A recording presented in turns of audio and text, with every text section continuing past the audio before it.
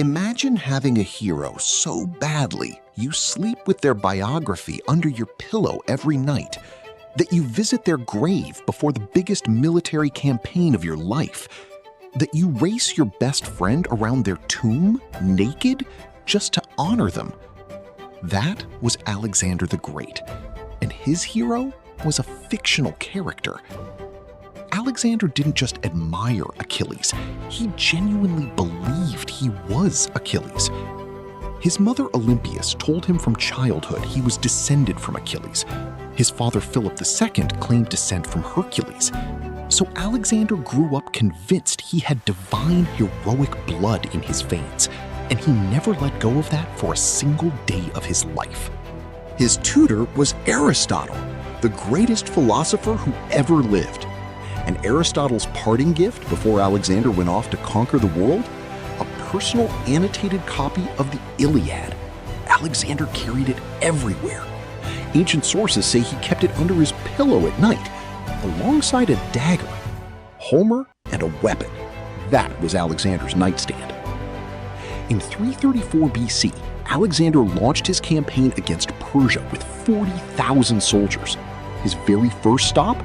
Troy. Not a military target, not a strategic city, a ruin with a tourist attraction attached to it. He anointed Achilles' gravestone with oil, placed a wreath on it, then told his men that Achilles was the luckiest man who ever lived, because Achilles had Homer to immortalize his story. Alexander the Great, standing at the beginning of the campaign that would make him history's most famous conqueror, was jealous of a fictional hero for having better press coverage. Then he and his best friend Hephaestion raced around the tomb, naked. Two of the most powerful men in the ancient world, sprinting around a grave in the nude to honor a character from a poem. Alexander didn't just admire Achilles symbolically, he structured his entire life around him. Achilles had his companion Patroclus, Alexander had Hephaestion. When people compared the two pairs, Alexander didn't deny it, he leaned into it.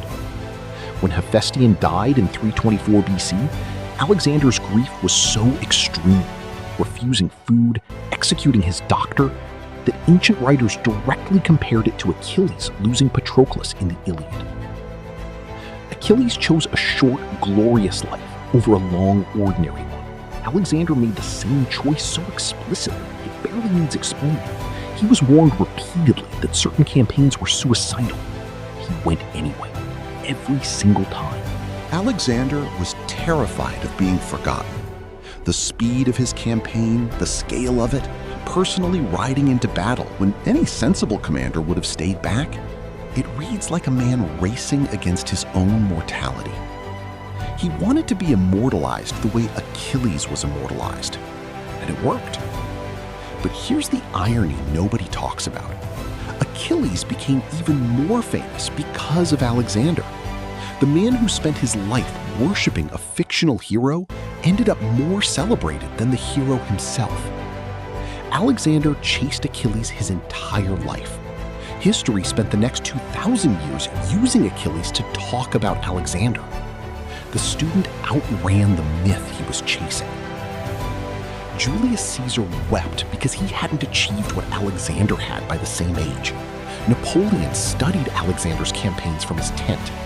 And Alexander, the man they were all chasing, slept with Homer under his pillow and cried at a fictional warrior's tomb.